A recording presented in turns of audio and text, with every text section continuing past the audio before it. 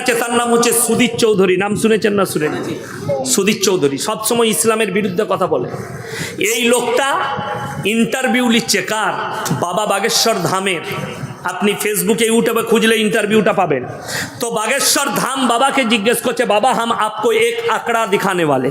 कौन से आंकड़ा? बोले हिंदुस्तान के 2015 से 2021 तक दूसरे धर्म से लोग इस्लाम में कितने दाखिल हुए, इस्लाम को कितना लोगों ने अपनाया, और दूसरे धर्म के लोग सनातन को कितना अपनाया। बोले सुनाइए। तो সেই রিপোর্টার সুদীপ চৌধুরী একটা রিপোর্ট বার করলো 2015 से 2021 तक 13 लाख लोगों ने इस्लाम को कबूल कर लिया। जोड़े बोलो सुभान अल्लाह। 13 लाख बाबा, और दूसरी धर्म से सनातन धर्म को अपनाया सिर्फ 30,000 लोग। आप बताइए अंतर कितना है? बाबा बोलचे आसमान और जमीन का अंतर है। अरे दुश्मना ने इस्लाम सुन लो कान खुलकर। गोबर भक्तों और पेशाब खाने वाले जरा कान खुलकर सुन लो हमारा तकरीर। अगर तुम्हें ये लग रहा है कि कोई मौलवी अगर भाषण देता है उसको जेल में डालकर इस्लाम को मिटा दोगे, अल्लाह की कसम ये तुम्हारा खौफ है, এটা তোমাদের স্বপ্ন। আমাদের মতো একটা মৌলবীকে যদি জেলে ভরো 100টা মৌলবী দাঁড়িয়ে আছে ইনশাআল্লাহ, কোনো অসুবিধা নেই। কিন্তু ভালো করে শুনে নাও, যারা এই কথা বলছো ইসলাম যদি এত খারাপ হয়, কোরআনের বাণী যদি এত খারাপ হয়, এই 13 লাখ কোন মানুষগুলো ইসলাম কবুল করেছে আমি জানি না। পৃথিবীর দামি লোকদের মধ্যে একজন হচ্ছে পৃথিবীর শ্রেষ্ঠ ব্রেক ড্যান্সার মাইকেল জ্যাকসন, ইসলাম কবুল করেছে। জোরে বলুন সুবহানাল্লাহ।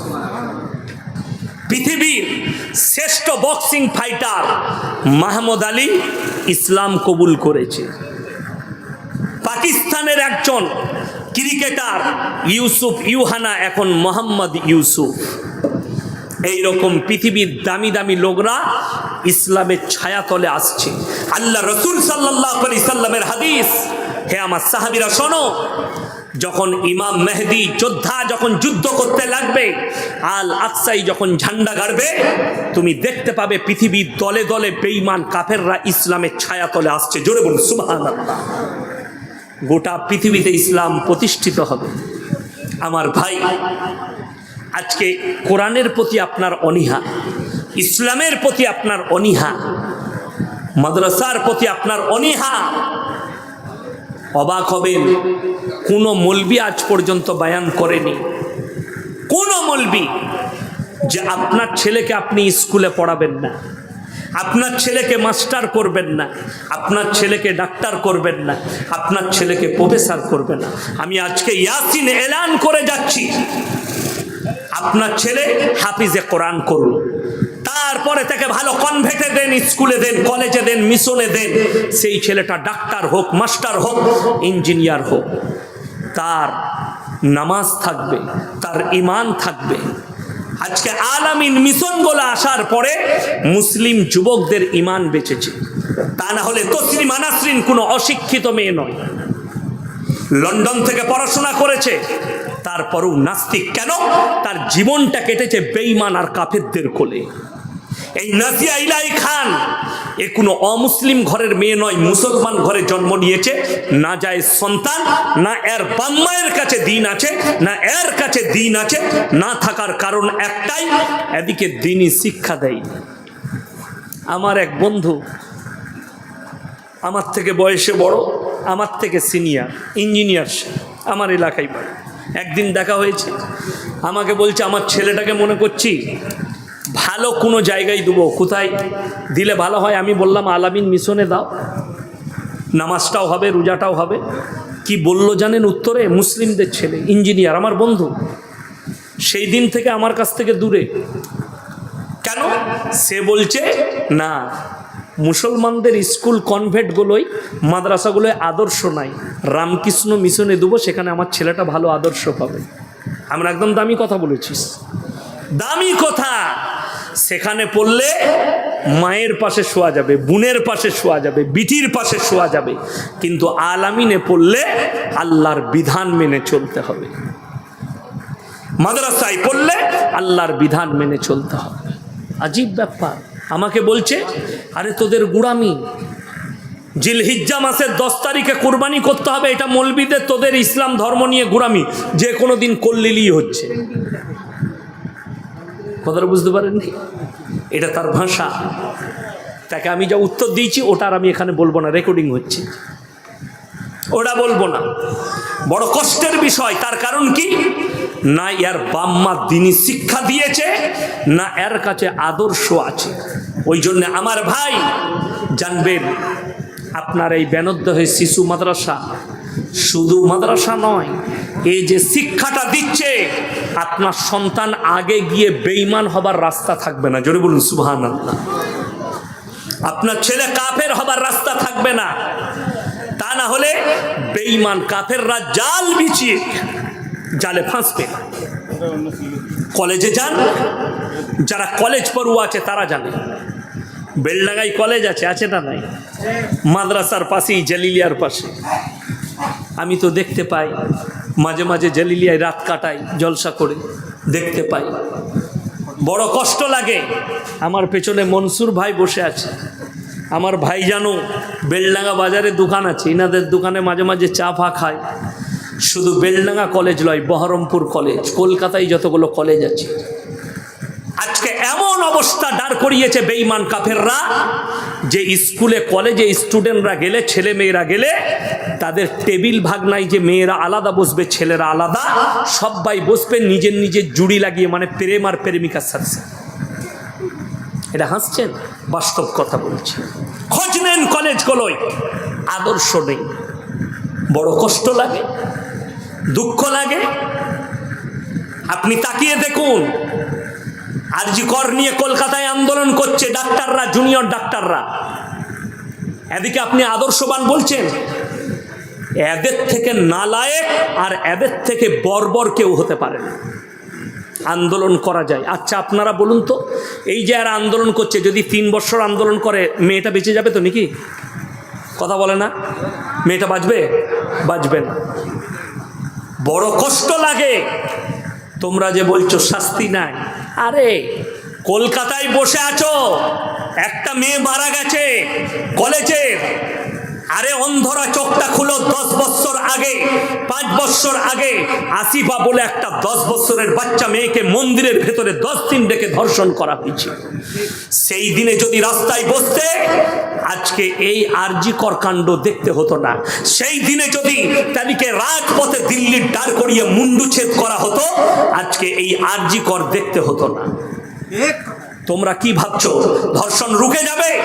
আল্লাহর কসম খেয়ে বলছি, যতক্ষণ পর্যন্ত কোরআনের আইন লাগু না হচ্ছে, ইসলামী শরিয়া না লাগু হচ্ছে, সেই দেশ থেকে ধর্ষণ যেতে পারে না।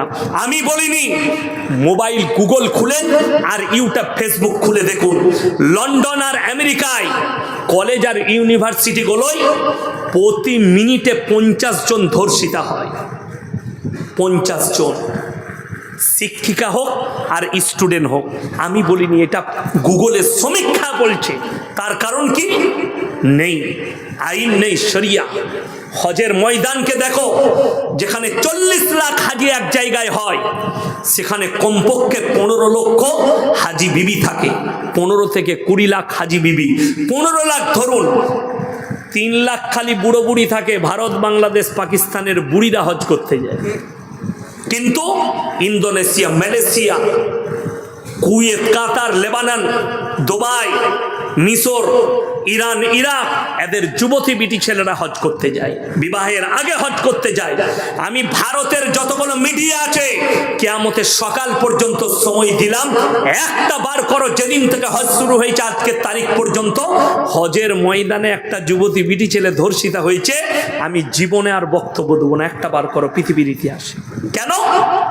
আরবে কেউ যদি 1 টাকাও চুরি করে, হাত দুটো কেটে দাও। কোরআনের আইন। কেউ যদি ধর্ষণ করে মুন্ডু ছেদ করে দাও, পরকিয়া করলে অর্ধেকটা পুঁতে পাথর মেরে হত্যা করো, না হলে খেপা কুকুর লাগিয়ে দাও। অবিবাহিত ছেলেরা তারা যদি পরকিয়া করে তাদেরকে কুড়া মারো। ছেলে আর মেয়ে যদি অবিবাহিত হয় 100টা করে কুড়া মারো। আমাদের দেশে বেলডাঙ্গা বাজারে হাটেতে 10 টাকা চুরি করেছে, তাকে বেঁধে মারছে। আর কোটি কোটি টাকা কমের টাকা মেরে নিচ্ছে, তাকে আমরা চেয়ার ছেড়ে দিই, স্টেজে গলার মালা পড়াই, 1 লাখ টাকা দান করেছে মাদ্রাসায়। ঠিক বললাম না ভুল বললাম? রাগ করেন না আমার ভাই, ওই জন্য আমাকে সবাই দাওয়াত দেয় না। যাই হোক, ভাই ভালোবাসে আমাকে দাওয়াত দিয়েছে। আমার কথা কিন্তু একদম তীরের মতো লাগবে, খালি ওষুধটা সকালবেলায় লাগাবে। আমি চুলকি দিয়ে চলে যাব, মহলমটা লাগানোর দায়িত্ব আপনার। আমি হক কথা বলছি। 1 টাকা চুরি করলে যদি অপরাধ হয়, 1 কোটি টাকা চুরি করলেও সেই একই অপরাধ। দুজনের শাস্তি হচ্ছে হাত কেটে দাও। আমাদের দেশে 10 টাকা চুরি করেছে বেলডাঙ্গা হাঁকড়ে, বেচারা গরিবের ছেলে, খাবার পয়সা নেই, তাকে বেঁধে মারছে, অথচ কওমের কোটি কোটি টাকা লুট করছে। তারা আমাদের সমাজে স্টেজে জায়গা পায়, তাদেরকে বলে ইনি হচ্ছেন সমাজসেবী। এটাই হচ্ছে দুঃখের বিষয়। কিয়ামতের আলামতের মধ্যে একটা আলামত এইটাই, যে চোররা সম্মান পাবে আর সম্মানীরা সম্মান পাবে না। আমার ভাই রাগ করবেন না, হক কথা বলে যাচ্ছি, কষ্ট হবে। ইসলাম শরীয়তটাকে যদি খেলা না মনে করতেন, পৃথিবীর কল্যাণের জন্য কোরআনকে পাঠানো হয়েছে। আল্লাহর হাবিব জনাবে মুহাম্মদুর রাসূলুল্লাহ, সকলে বলুন সাল্লাল্লাহু আলাইহি সাল্লামকে আল্লাহ তাআলা পাঠালেন রাহমাতুল লিল আলামিন করে, পৃথিবীর কল্যাণের জন্য পাঠিয়েছেন। আর ইসলাম মানে এটা নয় নামাজ রোজা তাসবিহ তিলাওয়াত করলাম, আপনার বেনত্তহ মসজিদে গিয়ে মাথাটা ঠুকলাম না, আপনার পা থেকে মাথা পর্যন্ত পরিপূর্ণ জীবন ব্যবস্থার নাম হচ্ছে ইসলাম। পরিপূর্ণ জীবন ব্যবস্থা সেটা হবে রাসূল আকরাম সাল্লাল্লাহু আলাইহি সাল্লামের জীবন আদর্শ মোতাবিক। আপনার আদর্শ যেন রাসূলওয়ালা আদর্শ হয়, নবীওয়ালা আদর্শ হয়। আমাদের